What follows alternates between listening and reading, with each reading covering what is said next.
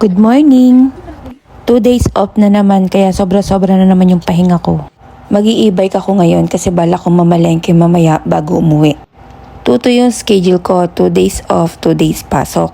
Kaya malimit talaga nasa labas ako pero dito lang naman sa may town namin.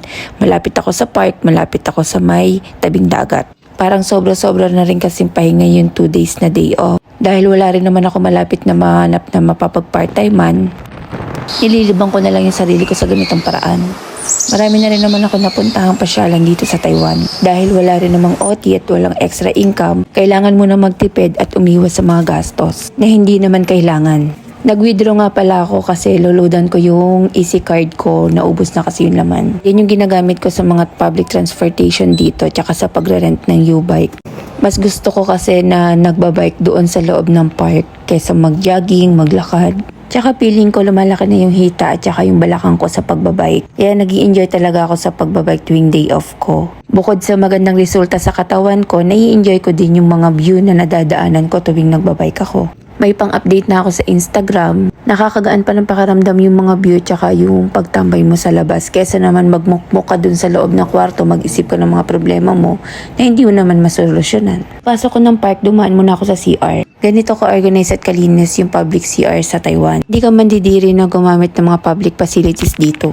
Kasi bukod sa malinis, organize, is may disiplina sila sa pagtatapon sa basura. Wala nga palang bidet dito, tissue lang yung ginagamit. Kaya dapat palagi ka may dalang wipes.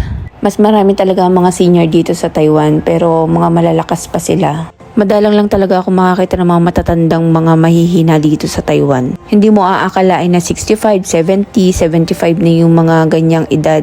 Tapos mga nagsasayaw-sayaw pa. Madami kasing mga activities dito sa Taiwan na pwede mong gawin. Kasi bawat town, meron silang mga sports center or mga park na pwedeng puntahan. Napakalaki talaga ng pasasalamat namin sa Panginoon kasi kaming tatlong magkakapatid sa unang pagkakataon at unang subok sa pag-a-apply abroad. Natanggap agad kami sa una at nag-iisang agency na pinag-applyan namin. Yung pangalawa kong kapatid, nag-apply siya November 2016, nakaalis siya January 2017. Almost 2 months process, nakalipad na agad siya. Through Filipino Manpower Agency sa may Paranaque, almost 7 years na siya dito sa Taiwan. Same agency lang kami pero yung nag-process ng papers ko is yung sister agency nila na World Transman Manpower Agency sa may Paranaque. Same barangay lang pero magkaiba ng building. Nag-apply ako January 8, 2019. Naging tentative date ng flight ko is April 25, 2019 kaso na-delay siya kasi mas inuna daw yung mga lalaking rehired na paalisin kesa sa mga babae. Kaya na-postpone siya. Nagintay ako ng ilang buwan pa dahil sa pagtitiwala sa agency ko, nakaalis din naman ako within 7 months of process. Family business company lang yung napasukan ko dito sa Taiwan. Galing dun sa agency na yun kaya napakapangit talaga nung pagdating ko dito sa Taiwan. Mabuti na lang after pandemic, nag-open ang direct hiring dito sa Taiwan kaya nakapag-transfer ako sa ibang company. Yung kapatid ko namang bunso dahil katatapos lang ng pandemic, puro online application lang yung mga agency. In-apply ko siya doon sa Tenglong International Manpower Agency papunta dito sa Taiwan. Nag-apply siya ng October 2022. Nakaalis siya ng December 19, 2022 din. Almost 2 months process lang din siya. Kaya sa mga nag-a-apply dyan, tiwala lang, dasal, dahil kung para sa'yo, ibibigay yan ni Lord.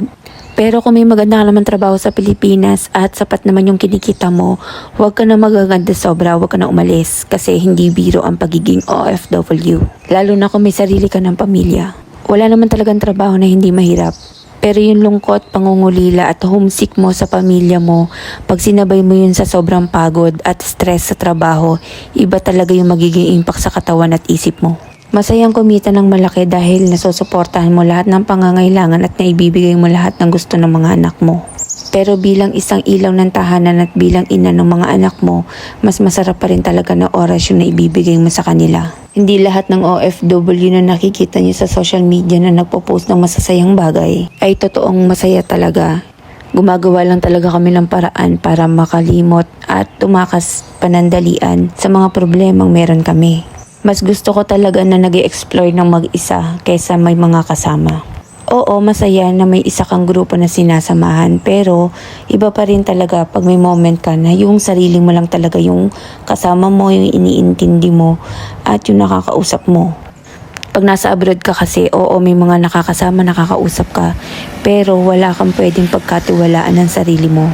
Dahil sa abroad, mas masarap talaga kasama ang ibang lahi kaysa sa kapwa mo Pilipino. Dahil yung mga kapwa mo talaga yung mismong manlalaglag at magpapahamak sa'yo. 3 oras din pala ako sa pagtambay sa park. Hindi ko talaga namamalayan yung oras pag nag-i-enjoy ako sa view. Salamat sa pagsama at pakikinig. Bye!